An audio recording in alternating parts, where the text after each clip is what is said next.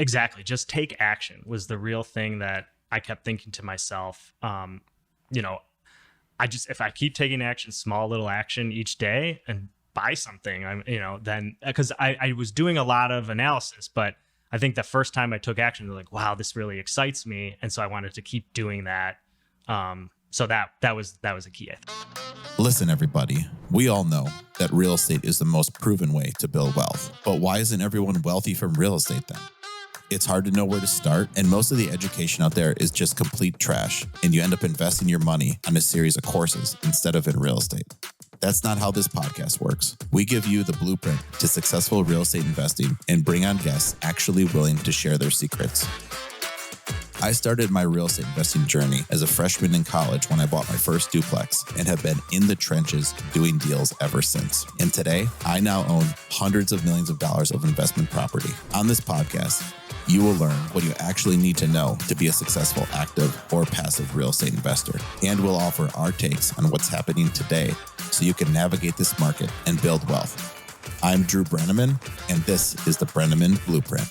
So for today, what I want to do is go back and replay a past episode that was really one of the best episodes I feel like we've done to date. And that episode was episode number 31 with Mike Hennig. And what I really like about this episode is Mike, he doesn't even work in real estate, and he's built a significant real estate portfolio as the main sponsor. So he hasn't just invested in other people's deals or invested in only, REITs or something. I mean, he is an active investor doing this on the side of a pretty demanding consulting job, and also his kids, and he's got a very busy life. But was a really a great episode about how to get started investing in real estate. And he said a lot of things that really resonated with me.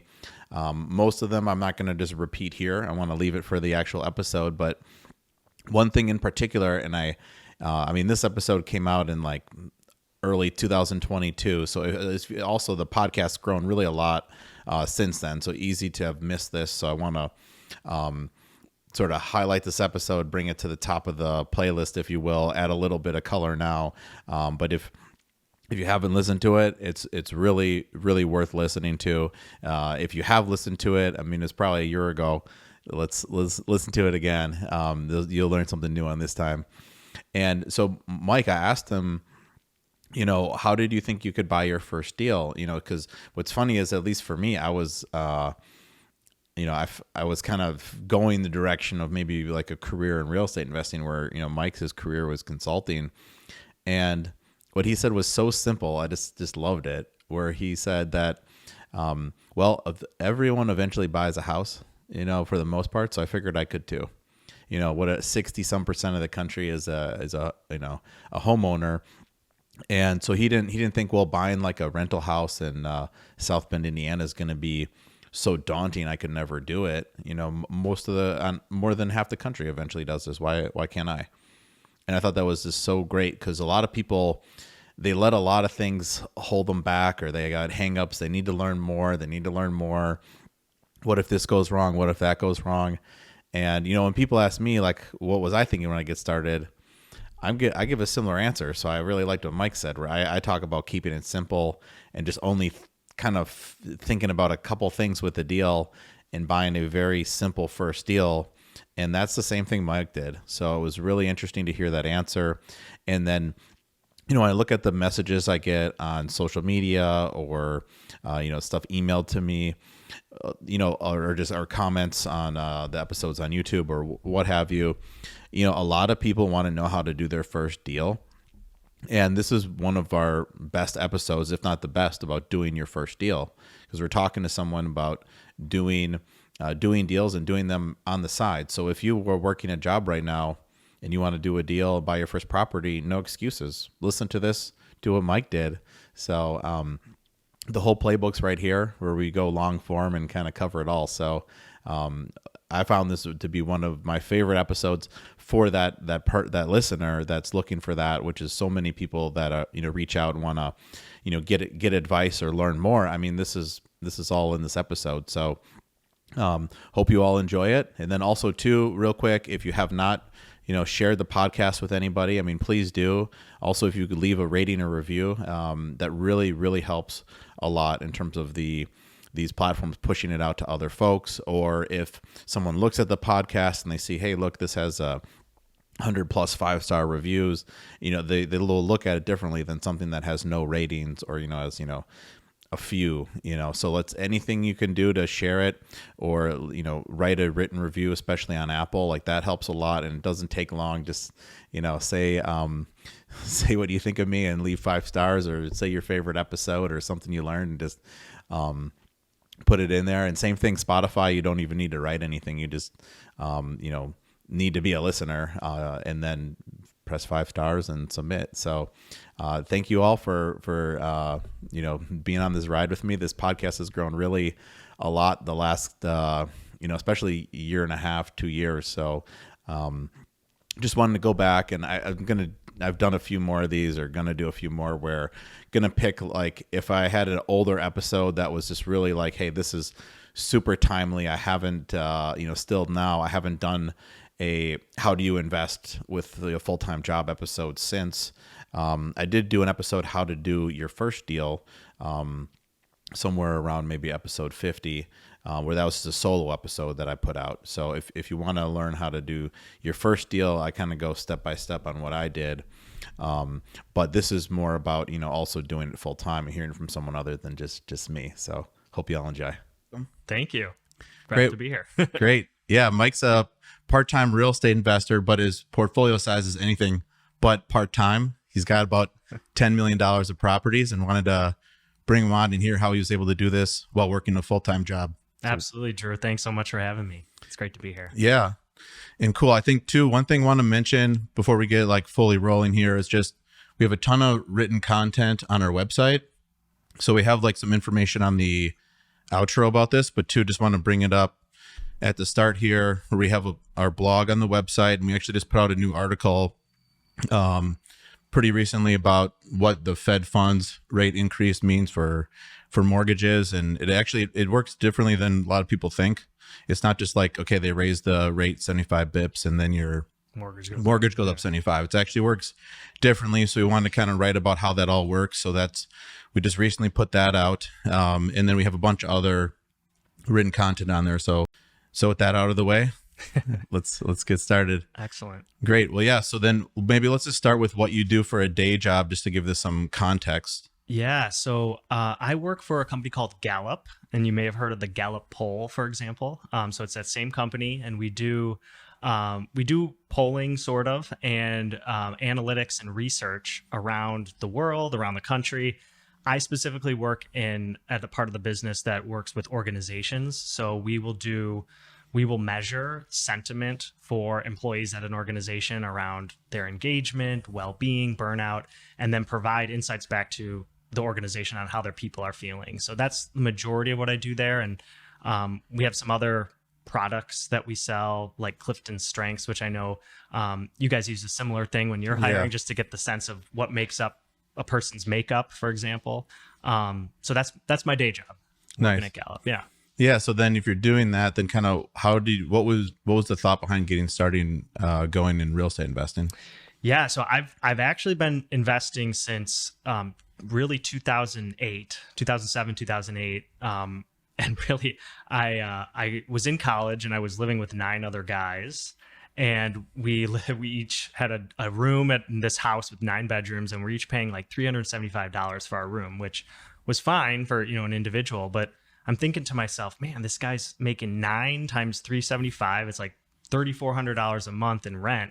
And I looked up the price of the house, and it was like $45,000 in South Bend, Indiana. And so I thought about that, and that kind of got me thinking, man, this guy's making a ton of money. His mortgage is probably like $300, and the rest is all profit. And it's not like he was fixing things in our house either whenever we had issues. So that was kind of my first interest. And then of course I read Rich Dad Poor Dad and started to think, man, I kind of want to, move this direction, get involved in real estate. So that's kind of how I started thinking about it. Nice. Was that the first book you read on investing then, or? It was, yeah.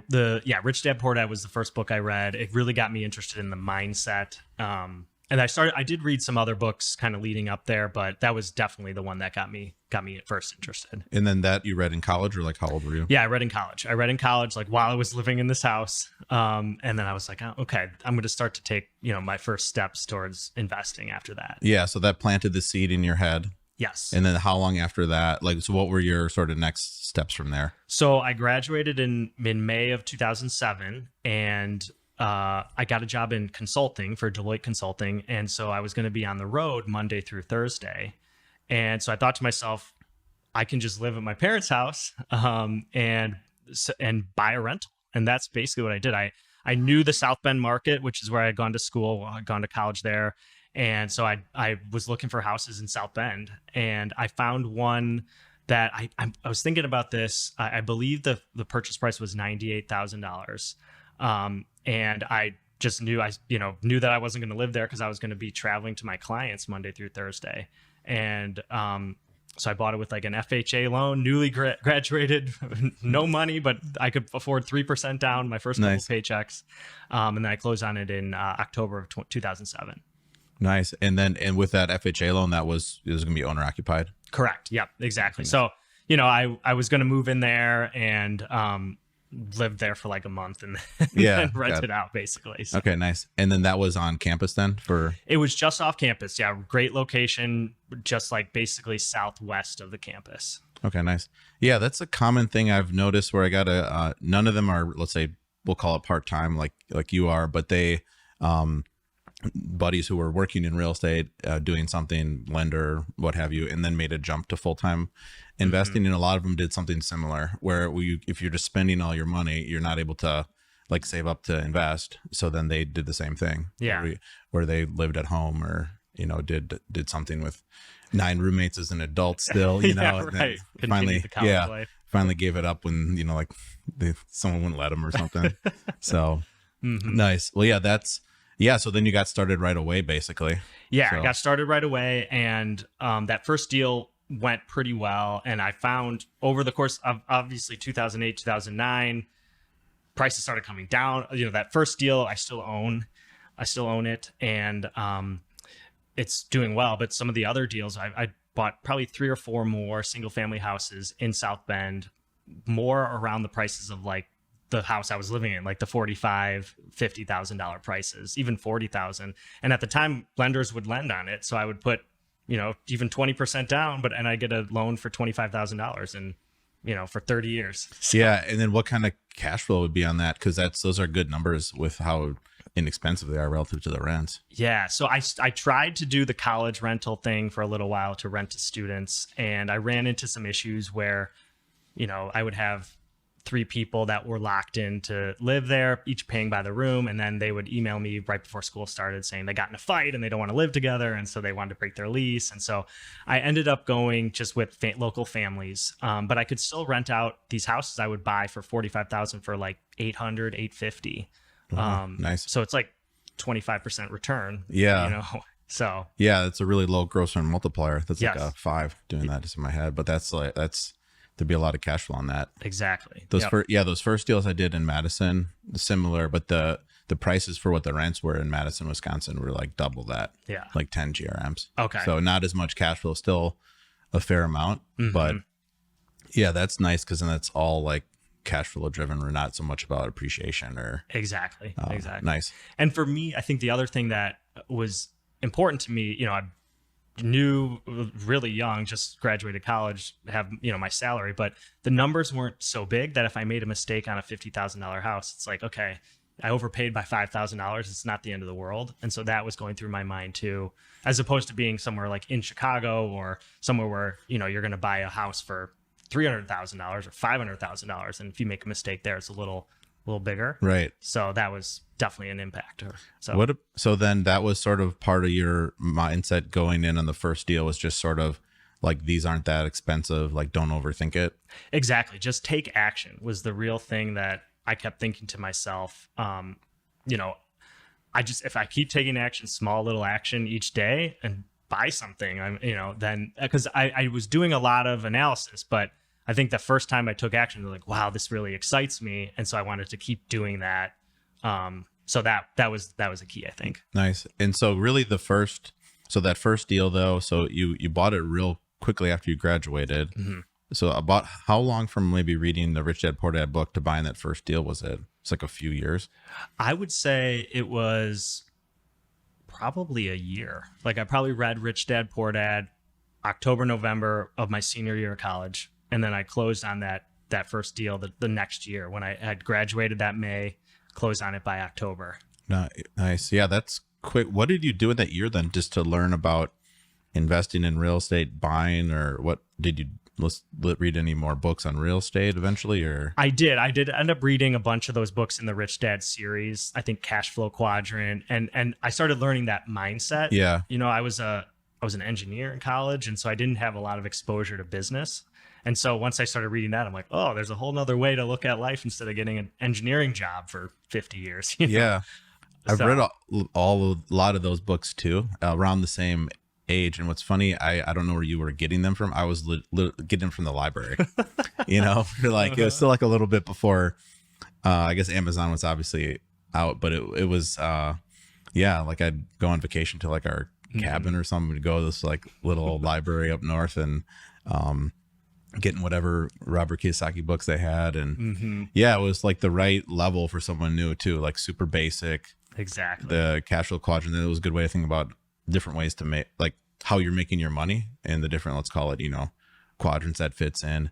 And then they did have some real estate books that were great for like very basic. Like, exactly. And that's like what I just needed the mindset shift, you know, and I think the funny thing is I would go buy the book and then I could write it off in my newly made LLC. Yeah. So that was the fun thing I had too. Yeah. Nice.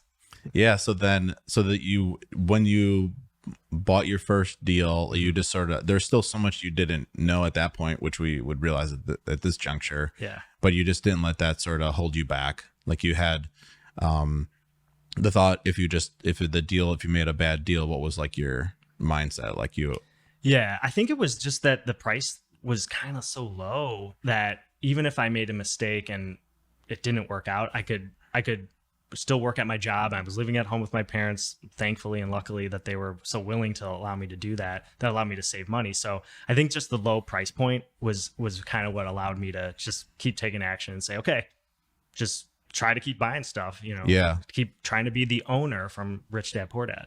Yeah, makes total sense. And I had a similar sort of mindset on that point as well. Like I had read maybe 2 books on real estate investing, and the rest were more sort of just general, like I'll call them more like mindset books, like you're talking about, where there's not a strategy on how to buy a property in those. In those, you know, Robert Kiyosaki books, let's say.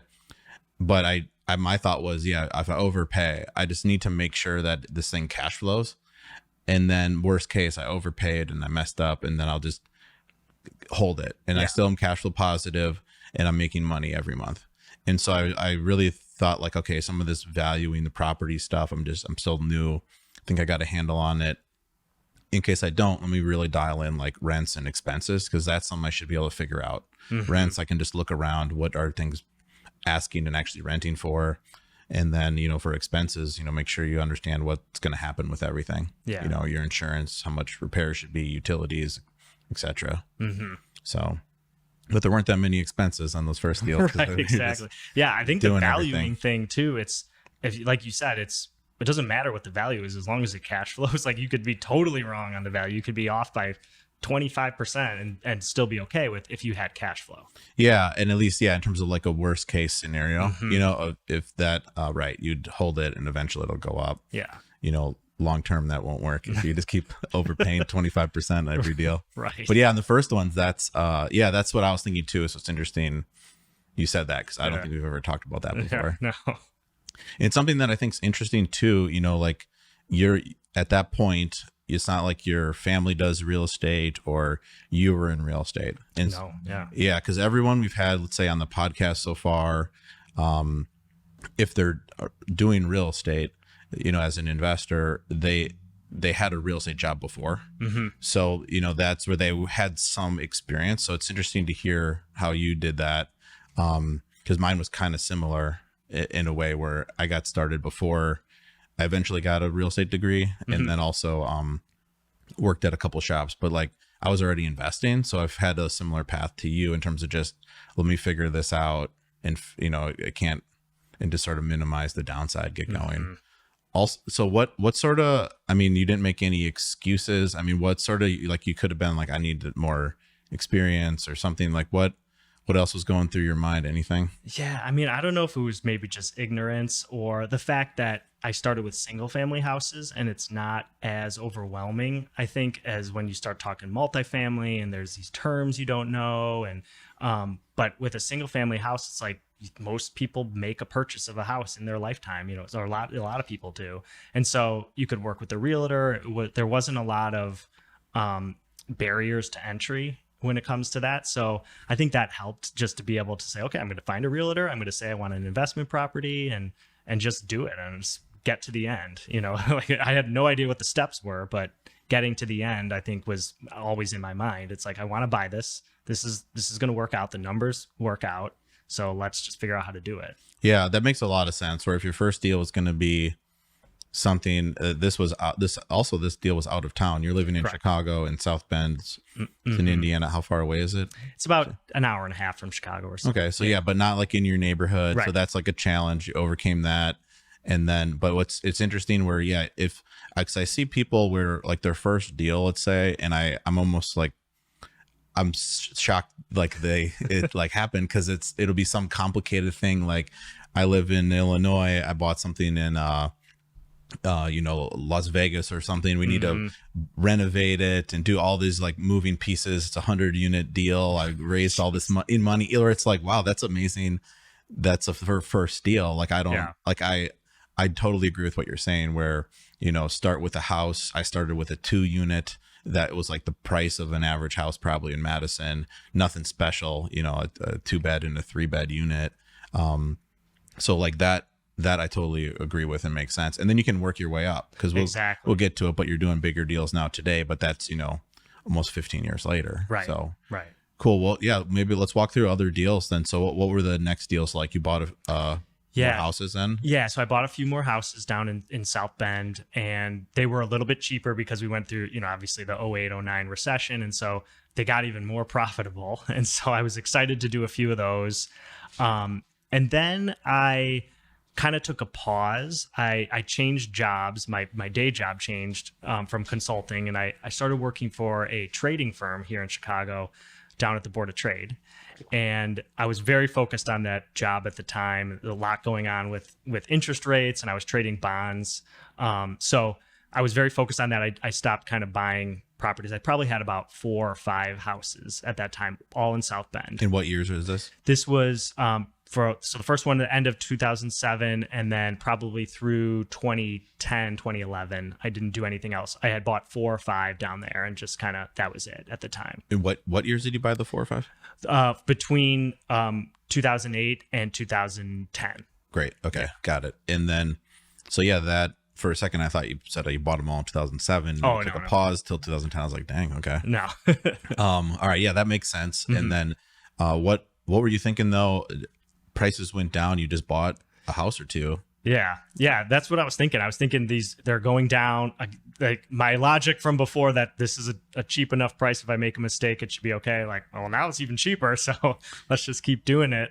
And so I was able to buy 4 or 5 more to get to that, you know, 5 to 6 units. Yeah, that's a really good mindset, because I think what I find interesting is, obviously you want to buy low and sell high, right? But then when the prices actually drop, most people, they get real tentative, like, oh geez, I just bought a house, now it's worth less.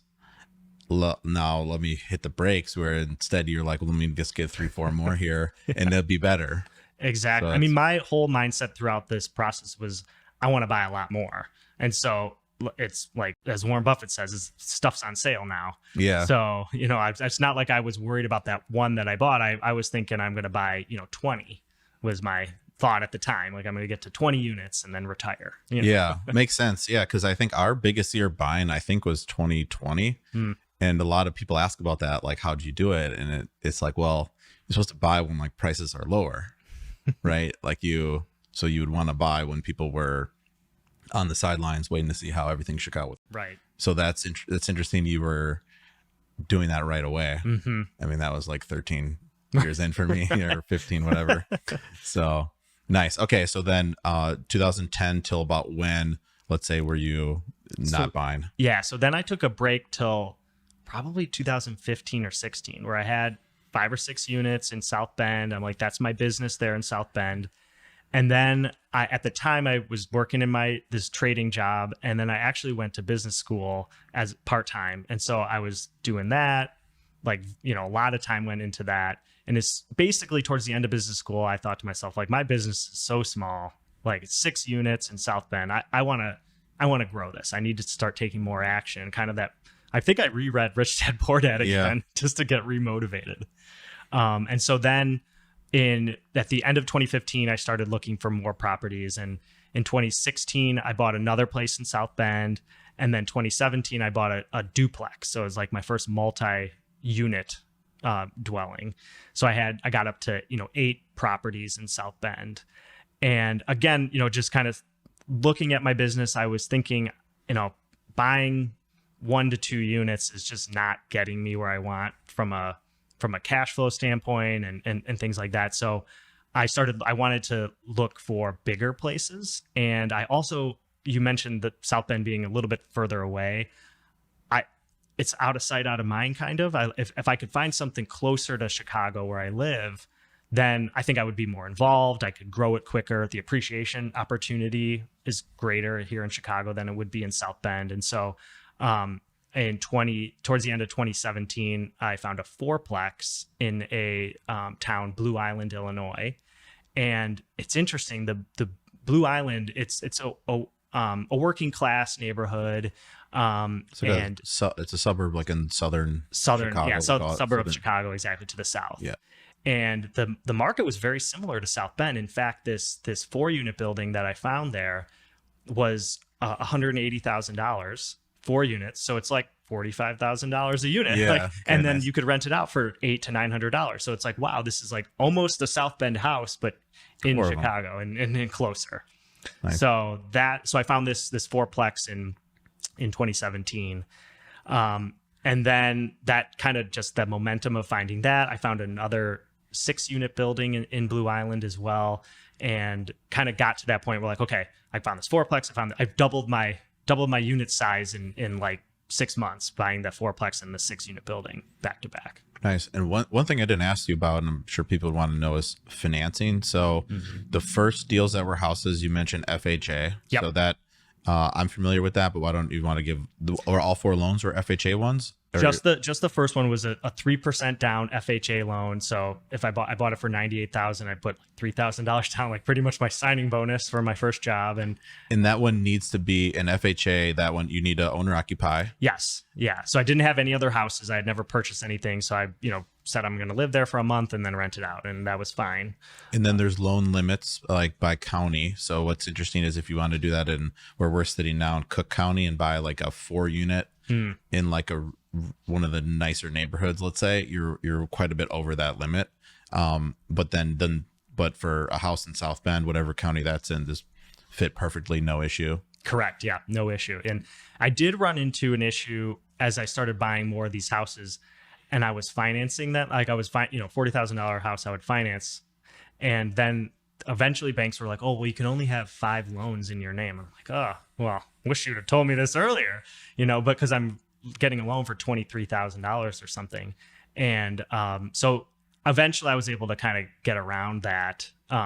And I did I have a partner that I bring on that I actually went to grade school with. And so I pulled him into some of the deals, and I was like, okay, can we put the loan in your name? And then that was one way we were able to kind of grow it as well. Yeah, I've heard of people doing that. Because first one was FHA in your name. Mm-hmm. Then the next 3, those were just through like a local bank in South Bend, or from where? Yeah, local bank in South Bend, 20% down, but 20% down of $45,000 is not much. So I was able to save that with my job. And so that's kind of how we got those first couple.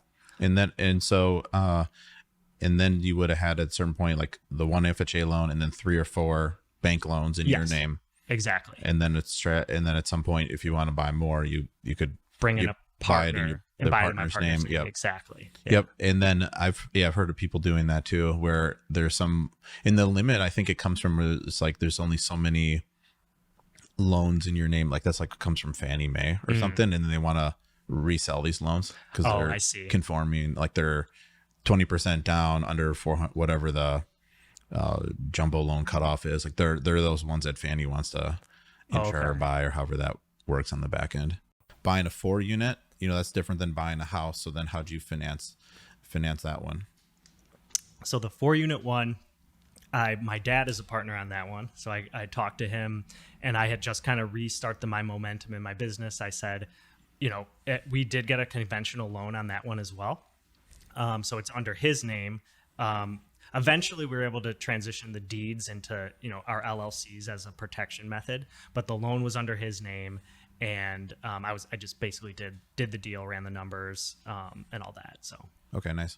Yeah. And so and did you do that on all the deals eventually, where you initially acquire them individually, and then quit claim deed or whatever method you use into an LLC? Everything under everything under 5 units. So those duplex, the houses, and the fourplex acquired under my name individually, or a partner, whether it's my partner or my father for that fourplex. And then we quitclaim deeded them into a series LLC that we had created. So each property is a separate series in that LLC.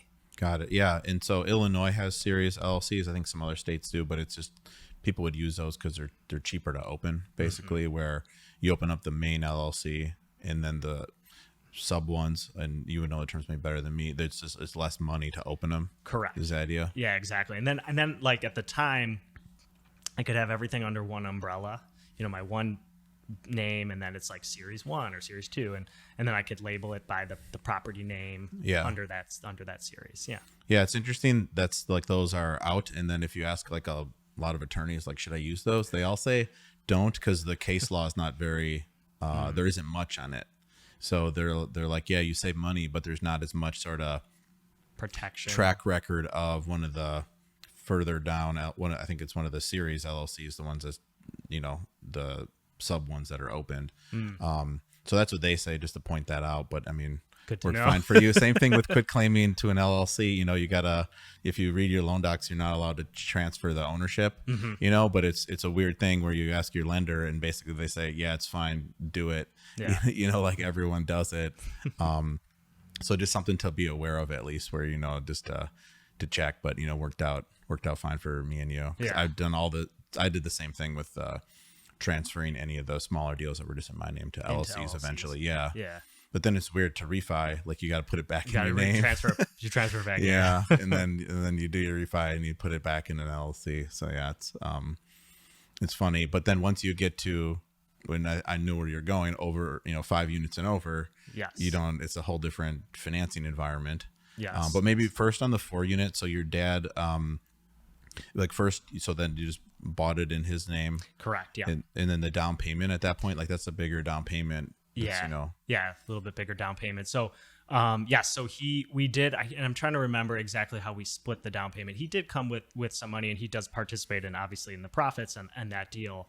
So he brought some money, I brought some money, and we put the loan under his name, closed on it. And that one actually, just because at the time we bought it, it's been the longest one. That one's appreciated substantially. Rents have gone up. So that one's doing pretty well. Great. Yeah. And then, so then with, let's say then, because your dad, he just has, like, what does he do? Then let's maybe for some context where he's an attorney. He does medical malpractice attorneys. He defends doctors in malpractice cases. So he's not really involved in real estate. Although I did come to find out later that his father was an attorney as well, but also did some real estate stuff back, a long time ago. And he actually he was like a developer on a couple houses, like in different parts of Chicago or different buildings in Chicago. So I learned that later after I'd already gotten involved. Yeah, that's interesting. Yeah, my dad's dad, who I never met because he had a heart attack before I was born, but he owned a couple restaurants. This is in like northern Wisconsin, and then he wanted to like build condos next and like houses up there, like start building like housing. And when he passed away, there were no buyers for the longest time for this bar restaurant that was closed down. And then eventually one of the Indian tribes up there came and bought it. And then there's a casino on it now. Oh, so really? It's funny where, that's like the only Brenneman's real estate deal, if you will, is selling that off eventually. So, and there's no buyers, but if they could get their casino approved off reservation, then there's like, we can pay up, and they did. So I think that, so Turtle Lake Casino, check it out, everybody. Okay, So that is, but yeah, that's interesting. But it wasn't like he was, doing real estate and he wasn't, maybe put in like 10 grand in that deal or something, but wasn't, you were still setting it up. And correct. Yeah, exactly. Yeah. But I've noticed that too, where like you got to be really resourceful. So just to like point that out, where, okay, it sounds almost like, oh, this is sort of simple in retrospect. Like you start with a house, then you buy a few more, then go to 4-unit, but like, these aren't in the state you live in, even to get it to a price point where you can buy them now in the cash flow. You're living at home, like, and then to do a 4-unit, you're partnering with 1 or 2 more people and finding unique ways to finance them, because you've maxed out your loan count. Yep. And then, so like, that's one thing too, where I've, seen the same thing a million times with the people that are good at this, like or really any business, you got to be resourceful. Yeah. So that's important to point out. So then let's just keep going through the deals. I think this is a good way for people to learn. Sure. Yeah. So I did the 4-plex, and at that time also I started listening to Bigger Pockets, the podcast, and I was just eating up the podcast. Like literally, I think I would listen to a podcast every day because I had started, they were on probably episode 200 at the time. So I had 200 podcasts I could get through. And so it was just so interesting to hear about what other people were doing and how people were able to scale their business. And so I found that six unit deal, and I knew that deal, now the financing is a little different. I can get financing based on the deal. It's not necessarily based on me. And they're still going to underwrite me, but they're going to look at the deal a little bit more closely. And so I was able to I financed that one with the U.S. Bank. I had a local guy, showed him the deal. I showed him, here's what the cash flow looks like, and he liked it. And I was able to structure that with I think, so actually that one, my dad and my partner, all 3 of them are involved in that one as well. And I came to them, said, we're going to scale this, we're going to grow it. And so it's on this little block in Blue Island. And that was my first kind of multifamily deal where I was able to, I set up a separate LLC. I financed it in that name. They underwrote the deal with, all 3 of us, myself and the 2 partners, my dad and my other partner, on that deal, and closed that kind of right away after that 4-plex. Nice. So we're still in 2015. 2015. Yeah. And how many units was this deal? 6 units. Okay. Nice. Yeah. Yeah. Perfect. Because so the difference is on a 4-unit to a 6-unit, it was really just the financing. The financing was the main thing. Yeah, exactly. The price per unit was about that same. So I talked about the 4-plex was $180,000, so about $45,000 a unit. Similar thing for the 6-plex. Maybe it was at that time up to $50,000 a unit, but still around that price, $50,000 a unit. I could rent it out for $900 a month. Nice. Yeah, and that's I've heard that before too, where now you have these 5 units and over, like they're really underwriting the deal. How they underwrite you is really just looking at, more from a like a personal guarantee standpoint, not like on the 4 units, they want to look at your income, and they do some funny thing with like the rents. Like we can count that as 75% towards your income, but we use 100% of the expenses. But then once you get to a 5-unit, they look at the deal. Does this cash flow? Usually they want to see the net income from the property be 125% of what your loan payment is. So if you hear like a DSCR of a 120 to 125, like that's what they're talking about, where they want to see the deal do that, and then the people running it, they want to see they have net worth and liquidity to step in and help it if needed, the deal, and then also experience. So it's interesting. One hurdle you would have had if you just started with the 6 unit, you already know this, but like it would have been like, well, you haven't done any deals before. Yeah. I know you guys, you got the team here with 3 people and the liquidity to do it, but there's no experience here. So it's interesting. So you got to work your way up, or if you want to start at a 6 unit, one of the partners would have to been someone who's already been doing this for a while. Yes. But instead, you're applying and you have, at that point, 7-8 years of experience investing. So that's like that box is checked. And now, did it seem easier buying the 6 unit than the other ones, or? I was nervous about what you just talked about, them saying, oh, well, you don't have multifamily experience. And I did some reading and I thought maybe that was going to be an issue, but the lender at US Bank said, no, you're experienced. Like, you've done this before. You guys have a portfolio. Yeah. You have a 4 unit as well. Yeah. And that's a multi-unit deal. So yeah, it's just a lending thing. Right. Yeah. But I will say, yeah, it was buying that 6 unit was easier than definitely my first deal ever. So it progressively got easier. I sort of understood the process a little bit more. I didn't understand how they would underwrite the deal. But I learned, like, the lender was great because he just was like, okay, here's what they're going to ask about. Here's what you have to show. And, and once I sent them, basically the offering memorandum from the broker that had it on the market, the guy was like, okay, we'll enter our numbers into our system and tell you if we like it. He called me back the next day. He's like, this is great. The numbers are pencil out. So great. Great. Yeah. I mean, hearing you talk about this, I would say the easiest size deals to buy, if we're talking multifamily, it's actually 5 or 6 units because of this. You get the financing where there's just sort of, they look at the deal more so where you don't have to worry about, okay, whose name is it in or whatever. You're just going to put it in the LLC to start. Like, to me, that's like actually the easiest size deal, let's say, which is interesting. When you get to that size, you don't think this will be easier. You think, oh geez, this will be harder now. Yeah. And then obviously once you go up from there, I'd say the deals are harder just because there's more work to do, more moving pieces. Yeah. Numbers start getting bigger. But yeah, keep going. What else? Yeah. So then I had that 6 unit deal, and then again I was listening to Bigger Pockets often, kind of staying motivated, learning a ton through this process.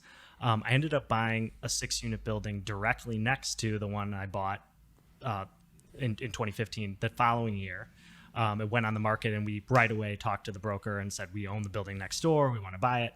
And so we bought that one.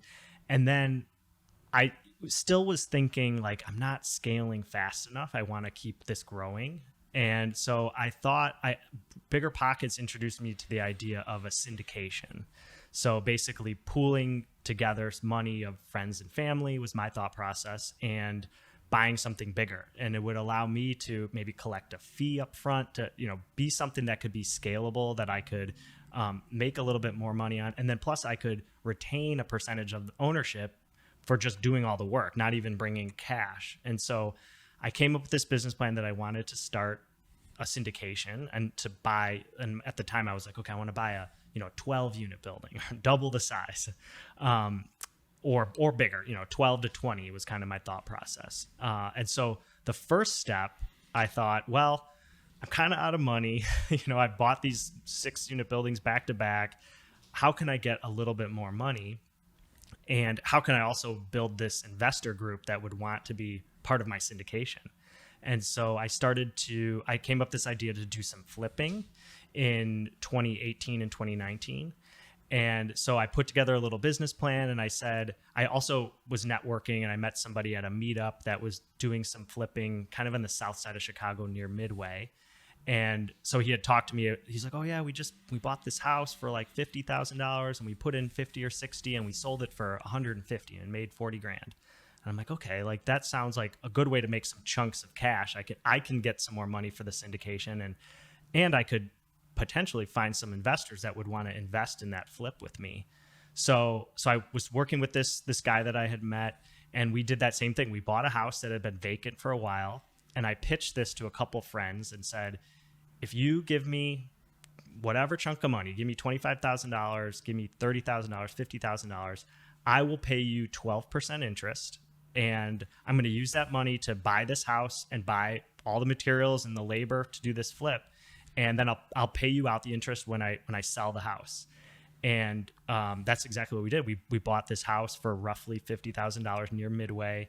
We put in about $60,000 and sold it for $160,000. And with taxes and everything, you know, we netted like $30,000. And so I'm like, that's a great chunk of money. And so I did, and then I was able to pay out the investors that had given me some money, their 12%. They were excited. You know, they got their money back in 4 months, 5 months, however long it took. And I did that like 5 or 6 more times in 2018 and 2019 just to earn some chunks of cash. And then my investors were like, this is awesome. Like, can I do another one? I'm making 12% quickly. I'm getting my money back quickly. So that is kind of the first step to getting to my syndication. I earned some chunks of money, fostered this group of investors. And then I decided, okay, well, first of all, flipping is a lot of work. It's, That's what I was thinking when you were saying this. I was like, hey, now we're flipping houses while we have a job. Okay. Right. So I had this partner that I met through networking and basically at some meetups. He was doing this type of stuff full time.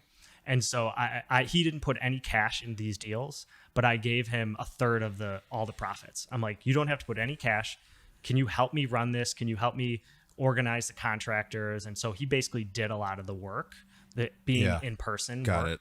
With no cash in front. And then we'd sell the house and he'd get a third of the profits. Right. Got it. So I was able to kind of just figure out how to get it done. While I was at work, he was doing that stuff. Yeah. So then you get 2/3 over a 12. Exactly. Because you're paying out 12 to the investors, and then he gets a third for doing the day-to-day on those. Exactly right. Yeah. Okay, great. Exactly.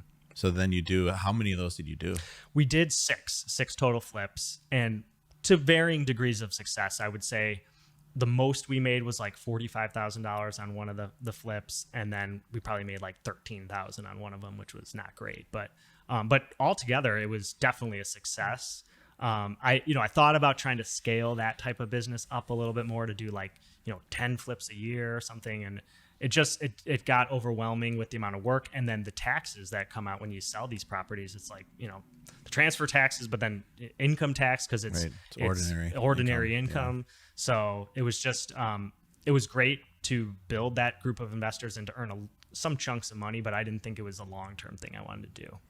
Yeah, and then at that point you had roughly how many units? Because now you have 96 today. 96 today, so. Yeah. I probably had like 24 units at the time with the 2 6-unit buildings, a 4-unit, some of the stuff in South Bend, 24 units around then. So last 3 years, roughly, you've got 70 more units. So take me through that. Yeah. So I did the 6 flips in 2018 and 2019, and then paid out the investors their 12%. And then they were kind of emailing me saying, when's the next flip? How can I get involved in more long-term stuff? And so I said, okay, now I'm going to do this syndication. I'm going to find a 12 to 20 unit building and bring in a few investors. And I structured it with me owning. I was able to give them a nice healthy return, upper teen return, 18, 19% return based on the numbers. I did a whole underwriting process, and I was able to retain 40% of ownership in this building that I found. It was a 16-unit building, also in Blue Island, and presented the deal to the investors. They saw they were going to, get this 18, 19% return, and I was going to pay out cash flows every quarter, which I am doing. Nice. So they all signed up. They said, let's do it. Let's try it. And so we bought this 16-unit building there. I built a whole, I had hired this attorney to build out a deal structure and an agreement that they all signed. And then I went back to that same lender that did my first, the 2 6-unit buildings that I had previously bought, and said, okay, I'm going to do it this way. I'm going to do this syndication. And the cool thing about that is that if you don't own over 20%, you don't have to be involved in the underwriting process. So it was still a limited number of people. I think one of the investors had to go through the underwriting and be, looked into a little bit more in more detail. But I was able to kind of mostly make it passive for these investors. They own this chunk of real estate long term. Every quarter, I write up a little email about how things are going, and I pay them out their cash flows from that quarter, just the cash flows from the operations, and just went from there. Nice. And the profit split or cash flow split is 60/40 on that. Exactly. Yeah. So 60/40. So 60% to the investors and then 40% to me. And then I actually did come with some cash, a limited amount of cash. So I actually have a little bit more than 40% on that. Yep. Makes sense. And then you had, and then the investors get their money back just when we sell or refi, like that initial money they put in, or Exactly. Yeah. That's written into the agreement where if we sell or refi, that they get their money back. And that I think I also have it written in the agreement that they will get their money back before I take any profit. So if for some reason something crazy happens, I would forfeit any of my 40%. I would just give them their money back. I think I did have a clause in there. Okay. I understand what you're saying. Yeah, and then that makes sense. So then if those quarterly distributions, then those are more like a return of their capital first then? Correct. First. Exactly. Yeah. That's how it's structured. Okay. Got it. So they get their money back first and then you start splitting 60/40. Mm-hmm. Okay. Yeah. Then if they never then they need to they'll have their money back first before you get, Yeah. Makes sense. And then, and what you were saying about with the underwriting that I get. So unpack that a little. So if any owner's over, I think it's 25%, and it's a bank loan, they need to do some, this for like bank compliance for different, anti-terrorism and like money laundering laws and things where they need to know who is this owner. Mm-hmm. So then that's where you're saying there's some extra work for them. Cause now you're filling out forms saying who you are. Here's my name and social and address. And exactly. I'm signing this.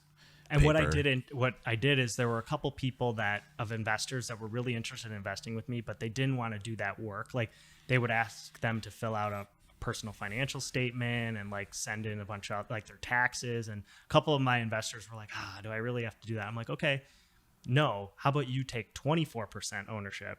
And then you're under that threshold, and then you still, you have the cash for that. And then, so that is kind of how I structured for a couple of the people that wanted to give more, but I just kind of limited them so they didn't have to go through those extra steps. Yeah, that's a good idea. And then for the personal guarantee on a loan like that, who was that? Yeah, the personal guarantee on the loan was under my name because I was, my partner, Mark, he's also involved. So he owns more than 25% as well. So he was also part of the personal guarantee. So Mark and I were able to go through that process, no problem. Right. So then as the syndication as an investor, you're just putting in money.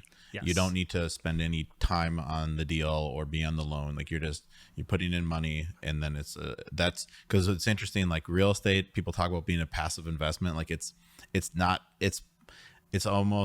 passive at all if you're the owner or the person running the deal. But if you're able to just invest in a syndication like that, it is totally passive. You just put in your money and make what it makes. Yeah, exactly. And I will say I've had a couple of my investors that I've talked to. They're like, "Oh, this is the best investment I have. I don't have to do anything. It's not going down. Like I'm still getting the same cash flows every quarter. Then like whereas the stock market, everything's gone down in value, and I'm losing money there." He's like, "Can I do more deals?" I'm like, "Well, I'm trying to find them." So. Yeah, I know. I joke with people here, like when I get older, I just want to be like one of our investors. Right. You put in money and then you get paid. So where it's a lot of work doing these deals where I was almost gonna say like there's like it's the least passive investment you could make, but that's not like as the sponsor, but that's not true. Like owning a restaurant or something would be more day to day. You could have problems just at all hours running a restaurant. So there's businesses that take way more work than real estate, but it's a lot of work. So then if you can invest in something and people charge like a incentive fee or success fee, like you're talking about, if you make a certain amount, like then you get a share of the profits, but that's after you have your money back. And you share in the syndication, you share in the tax benefits of investing in real estate too. So I'd imagine they haven't been allocated a ton of taxable income. Exactly right. So that was another benefit. It's like I'm gonna, if somebody gave me $50,000, I would, my estimate might be like, okay, you're gonna receive $5,000 of cash flow this year, but the K1 that you receive from this syndication is going to indicate that you made $500. So you might pay tax on $500, or maybe nothing, or maybe negative money, depending on a couple factors. But so they didn't. I think a lot of the investors didn't understand that benefit fully until they got their first K1. They're like, oh wow, like you actually gave me money, but this is showing me a loss, and I can write that off potentially, depending on their situation, against earned income they had that year. Yeah, and or other real estate deals they're in that might be kicking off income. And also, because the cash you receive from that deal, that's the income you pay tax on is different than cash received. The income is the, your taxable income is the, the revenue minus your taxable expenses. And there's additional things in there that are not things you pay in cash. Like you get to depreciate the building. So you're taking an expense for that you don't actually pay. Mm-hmm. And everything you pay out, from property taxes to mortgage interest, it's deductible. So then those are two different numbers, and people don't really grasp that sometimes, where you got, even when they're in the deals where they go, I got $5,000, like you're saying, and I got allocated only $500 of income. I don't get it. Yeah. But it's two separate things. Like you can, like your cash flow and your taxable income are different numbers. Yes. Yeah. So, that's definitely one of the benefits to investing in real estate, and then investing long term.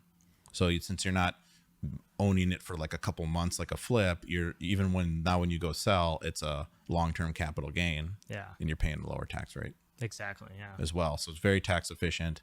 And then obviously options from there to like defer your gain. So where you can do a 1031 tax deferred exchange if you want to go into another deal, and then you don't pay your taxes yet. You then would pay it when you sell the new deal, and you can keep doing that basically forever. Yeah. So a lot of strategies around that. And then you could hold it till you pass away, and then you get a basis step up. And so there's a lot of things you can do. But nice. Well, then I think, what sort of tips do you have for someone working, let's say full time, and they want to invest in real estate? Yeah. I mean, I would say it's definitely possible. I think having the team, and one thing I'll say too, which you didn't ask about, is that these properties now, I have a property manager. I have a guy that I pay who just works for me. You self-manage these? So he manages them for me. He collects the rent. He knows all the tenants. Like I don't know any of the tenants. I've never met any of them.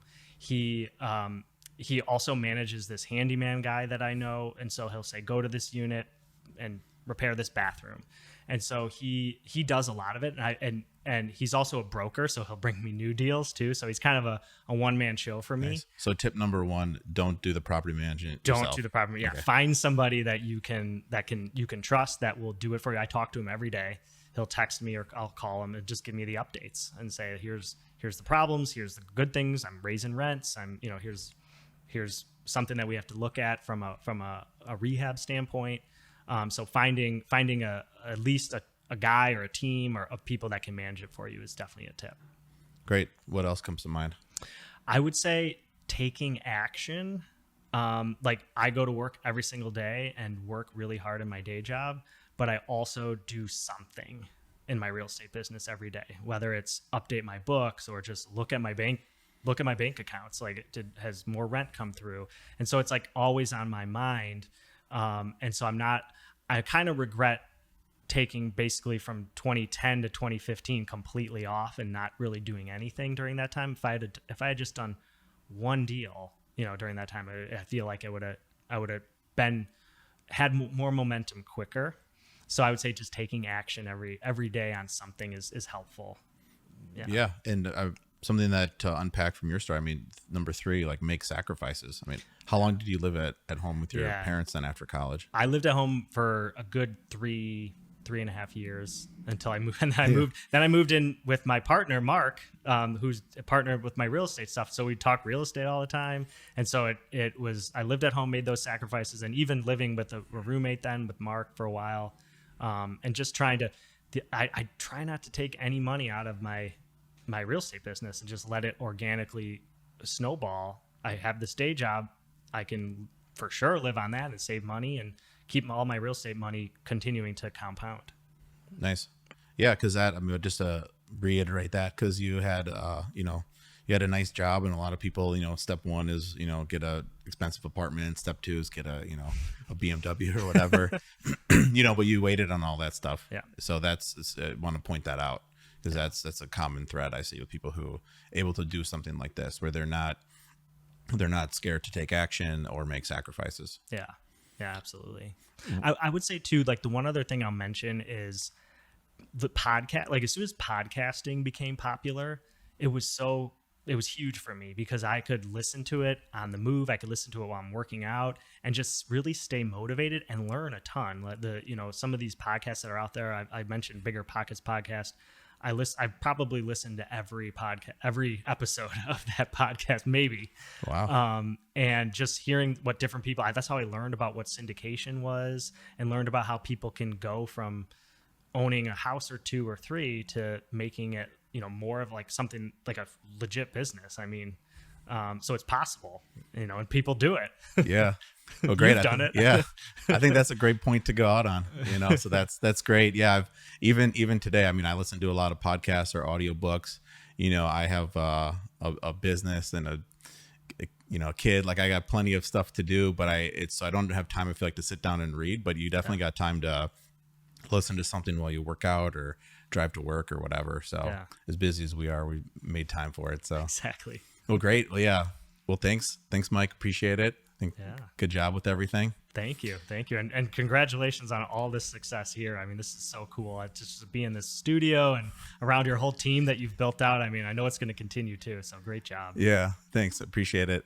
Yeah. And this studio, it's actually like, this is our office. And then we just have people work from home on the podcast days. So, but nice. Well, yeah. How can viewers get in touch with you? Let's say they are interested in investing in a syndication with you or just getting in touch. What should they do?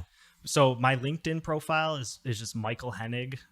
It'll say managing consultant with Gallup on the LinkedIn profile. But my email address, I'll just give it to you. It's mhennig14, MHENNIG 14 @gmail.